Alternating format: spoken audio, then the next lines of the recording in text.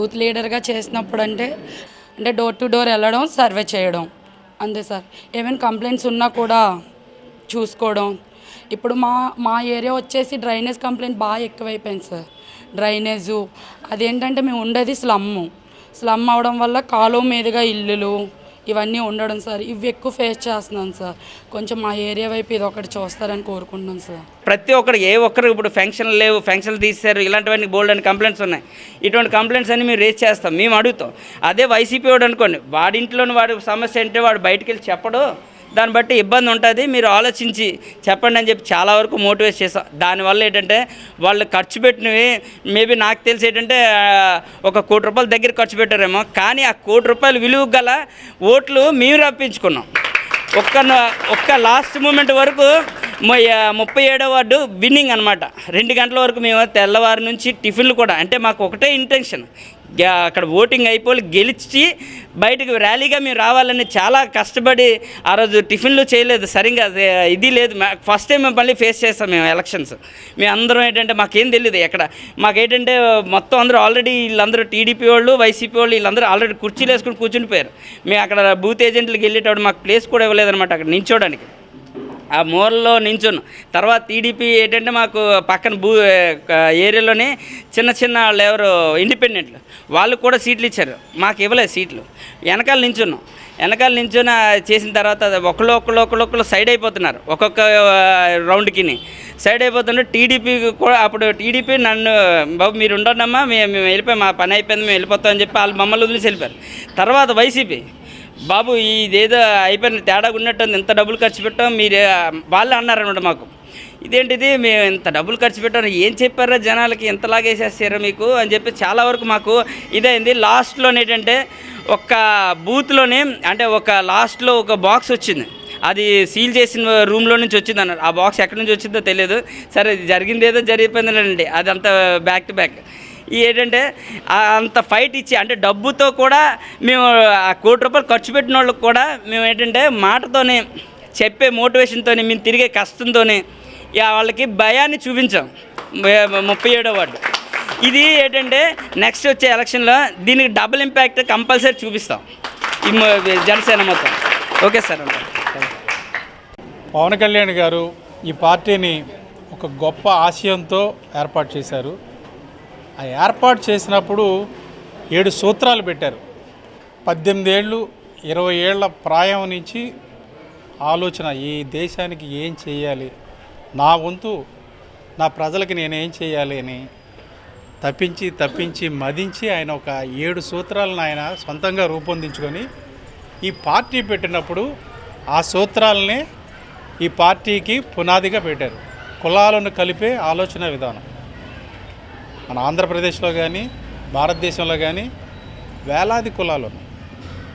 1 కాదు 2 కాదు, వేలల్లో ఉంటాయి కులాలు. ఒక దేశం కానీ, ఒక రాష్ట్రం కానీ, ఒక సమాజం కానీ ఐక్యమత్యంతో ఉండాలంటే కులాలు వేరైనా మనమందరం మనుషులం, మనమంతా ఒక్కటే అనే భావన ఉండాలన్న ఉద్దేశంతో మనుషులంతా ఒక్కటే, ఏ కులమైనా. కులాలన్నీ కలవాలి, ఒకరికొకళ్ళు హెల్ప్ చేసుకోవాలి. ఏ కులంలో పుట్టాలి అనేది మనకి అవకాశం లేదు. ఏ కులంలో పుడితే అదే మంది, దాన్ని గౌరవించాలి, మిగిలిన కులాలని సమానంగా గౌరవించాలి. మొదటి సూత్రం. రెండోది మతాల ప్రస్తావన లేని రాజకీయం.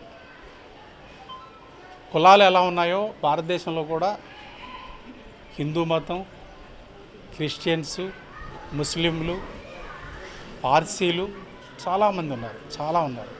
కానీ రాజకీయంలోకి వచ్చేసరికి మనం మతాల్ని రాజకీయాల్లోకి తీసుకురాకూడదు.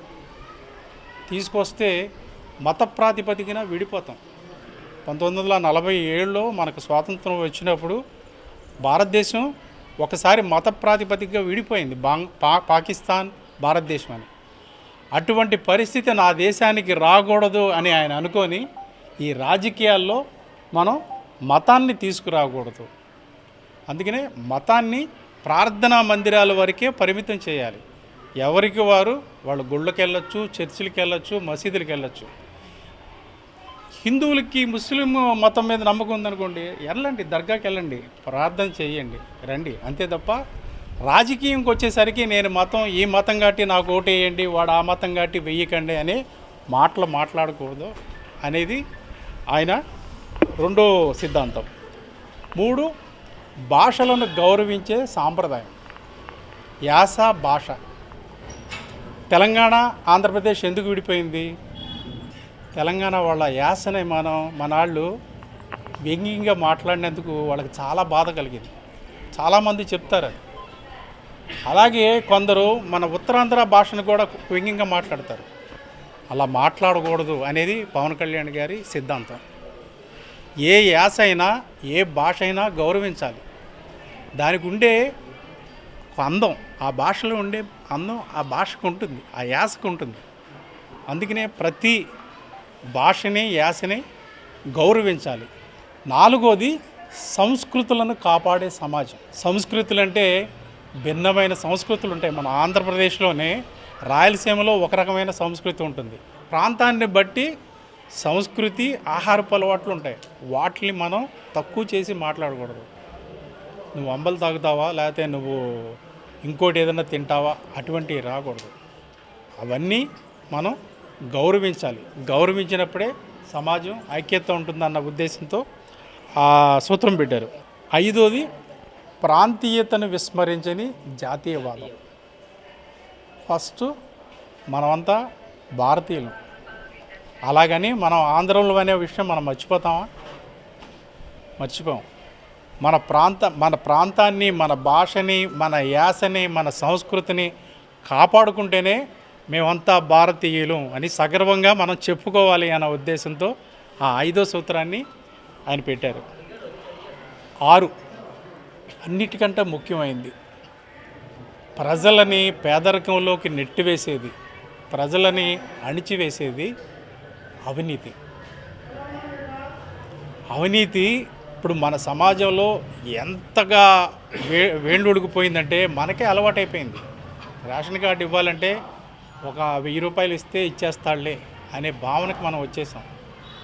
ఒక డ్రైవింగ్ లైసెన్స్ కావాలంటే ఒక 2000 ఇచ్చేస్తే ఆఫీసులో అయిపోద్ది అని. ఇప్పుడు ఆ అవినీతి రాజకీయ సామ్రాజ్యాల్లో కూకటవేళ్ళతో పాతుకుపోతుంది. మనం ఒక ఇల్లు కట్టుకోవాలనుకుంటే కప్పం కట్టవలసిన పరిస్థితికి వచ్చేసింది పరిస్థితి. ఇవన్నీ గొప్పవాళ్ళకి, డబ్బులు ఉన్న వాళ్ళకి పర్వాలా, వాడికి వచ్చే దాంట్లోంచి కొంత పోయినా వాడు బాధపడ్డాడు. ఆ పోయింది ఎలా లాక్కోవాలని వాడు ఆలోచిస్తాడు. కానీ పేద, బడుగు, మధ్యతరగతి వర్గాలు ఈ పరిస్థితి వల్ల అణగారిపోతారు, మరింత వెనకబడిపోతారు. అందువల్ల ఆయన చెప్పిన 6వ సూత్రం ఏంటంటే అవినీతి మీద రాజీ లేని పోరాటం. అవినీతి ఎక్కడున్నా సరే మేము దాన్ని వదిలిపెట్టాం, పోరాటం చేస్తూనే ఉంటాం అనేది 6వ సూత్రం. లాస్ట్ది పర్యావరణాన్ని పరిరక్షించే అభివృద్ధి ప్రస్థానం. పర్యావరణం మనమంతా ఈ వంటల్లో ఉంటున్నాం. మనకి పోర్ట్ పొల్యూషన్ ఎంత ఉంటుంది, ఆ బొగ్గు నుంచి వచ్చే డస్ట్ ఎంత ఉంటుంది, దానివల్ల మన ఆరోగ్యాల మీద ఎటువంటి ప్రభావం చూపుద్ది, ఇవన్నీ చాలా ముఖ్యం. ఎవరికాళ్ళు ఇండస్ట్రీస్ కావాలి, రావాలి, ఉపాధికి అవకాశాలు ఉండాలి. కానీ ఆ వచ్చిన ఇండస్ట్రీ మన ఆరోగ్యాన్ని పణంగా పెట్టేది అయి ఉండకూడదు. ప్రజల ఆరోగ్యాన్ని కానీ ప్రజలకు హానికరం కాని ఇండస్ట్రీసు, పరిశ్రమలు రావాలి. పర్యావరణం మనం పరిరక్షించుకోకపోతే ఇగో కరోనాలు, లేకపోతే జాండీసులు, పచ్చకామెరలు, ఇటువంటివన్నీ పీడిస్తాయి. మనకు తెలియకుండానే మనం రోగాల బారిన పడుతూ ఉంటాం కాలుష్యం వల్ల. అందుకనే శుభ్రమైన వాతావరణం కావాలి, ప్రజలకు అందించాలి. ఆహారం, బట్టలు, చదువు ఎంత ముఖ్యమో ఆరోగ్యం అన్నిటికంటే ముఖ్యం. అందుకనే మన పెద్దలు ఆరోగ్యమే మహాభాగ్యం అన్నారు. ఆ ఆరోగ్యం మనకు ఎక్కడి నుంచి వస్తుంది?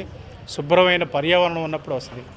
ఆ ఆలోచనతో ఈ ఆఖరి సూత్రాన్ని పెట్టారు. ఇవి 7 సూత్రాలు.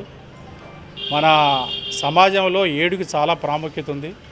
అంటే మనం ఇక్కడ ఉన్నవాళ్ళు ఇంచుమించు అందరం హిందువులే కాబట్టి 7 కొండలు అంటారు, 7 స్వరాలు అంటారు, 7 గిరులు అంటారు, 7 సముద్రాలు అంటారు. మనకి 7 అంటే చాలా ప్రాముఖ్యత ఉంది కాబట్టి ఈ 7 సూత్రాలతో ఈయన మన ఈ పార్టీని పెట్టి ముందుకు తీసుకెళ్తున్నారు. భారతదేశంలో మరి ఏ పార్టీకి ఇటువంటి సూత్రాలు అనేది లేవనేది మీ అందరి ముందు నేను గర్వంగా చెప్పగలను. ఏ పార్టీకి లేవు. మీరు వైసీపీ వాళ్ళు అడగండి, మీ సూత్రాలు ఏంటి అడగండి. తెలుగుదేశాన్ని అడగండి, మీకేంటి, మీ సూత్రాలు ఏంటి, మీ పార్టీకి ప్రాతిపదిక ఏంటి, ఏ పార్టీ ఏ ప్రాతిపదిక మీద మీ పార్టీ నిర్మాణం జరిగింది, ఏ పార్టీ మీద మీ ప్రాతిపదిక మీద మీరు ప్రజల దగ్గరికి వెళ్తున్నారు, మీరేం చేస్తారని అడగండి. ఏమీ లేదు. కేవలం ఒక్క జనసేన పార్టీకి మాత్రమే ఇటువంటి బలీయమైన సైద్ధాంతిక పునాదులు ఉన్నాయి. ఈ పునాదుల మీద ఈ పార్టీ నిర్మాణం కొనసాగుతుంది.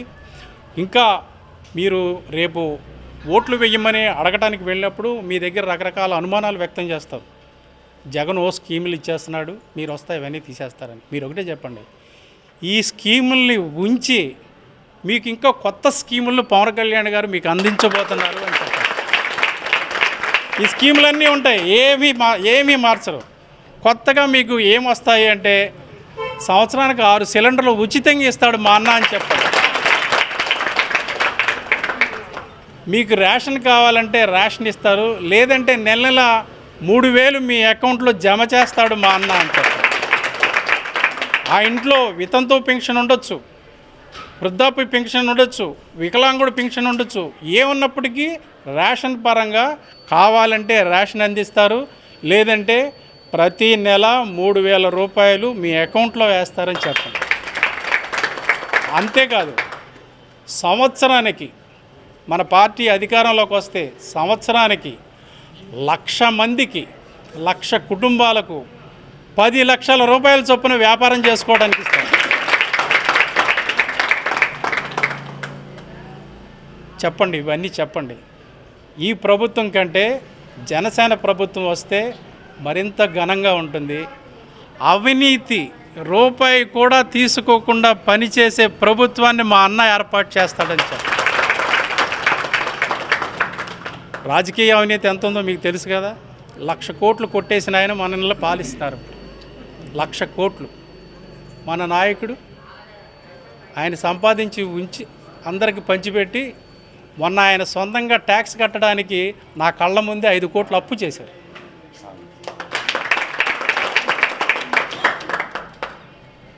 చెప్పండి, ఇవన్నీ చెప్పండి, ఇవన్నీ తెలియాలి.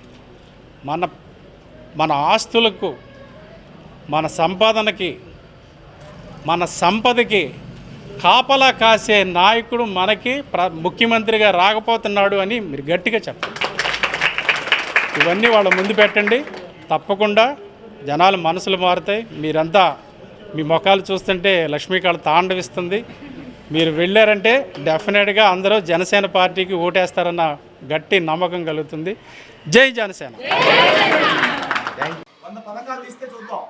ఈ పథకాలు ఎవరు ఏమో డబ్బులు డబ్బులు వాడు ఇచ్చేదేంటమ్మా, వాళ్ళు తీసేదేంది? అవునా? మన నాయకుడు అదే అడుగుతుంది. నీ ఇంట్లో డబ్బులు తీసుకొచ్చి ఇమ్మన్నాడు, ఇస్తున్నాడా? మరి మన నాయకుడు సినిమాలు చేసి మనం సినిమా చూస్తే వచ్చిన డబ్బులు ఏం చేస్తున్నారు? పేదల కాదు. ఇప్పుడు రైతులు, నేను పొలం పని చేస్తున్నాను. మా నాన్న అయితే 1,00,000 రూపాయలు చూడటం ఇప్పటికి కూడా నేను చూడలే. మా నాన్న 1,00,000 రూపాయలు ఇస్తున్నాడంటే అది చాలా విలువైంది. అంటే ఆ పేదరికంలో ఉండి ఆ 1,00,000, 2 లక్షలు తీర్చలేక చనిపోయిన కుటుంబాన్ని డబ్బు కాదు, ముందు ధైర్యం ఇస్తున్నాడు నేను ఉన్నానని. ఎంతమందికి ఇస్తానని చెప్పారు, ఎంతమందికి ఇచ్చారో మనం చూసాంగా. రెండోది, ఇప్పుడు మనలా కార్యకర్తల్లాగా ఉండి ఒక ఊరు మనకు సహాయం చేసి భూమి ఇస్తే జరిగితే ఏం చెప్పాడు?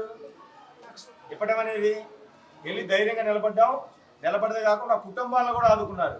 ఇలాంటి నాయకుడు ఉన్నాడు ఈ 30 సంవత్సరాల్లో? చెప్పండి. మన అమ్మకి, మన నాన్నకి మనం వేసి ఓటేసి గెలిపించిన ముఖ్యమంత్రి ఏమయ్యాడు? బటన్ నొక్కుతున్నాడు అంట. ఈ బటన్ ఎవరిదమ్మా? నువ్వు సబ్బు ఉప్పు కొంటలేదా? కదా, మండపులే కదా. మండపులు మనకి ఆయన బటన్ నొక్కేదా మనకు తెలియదా?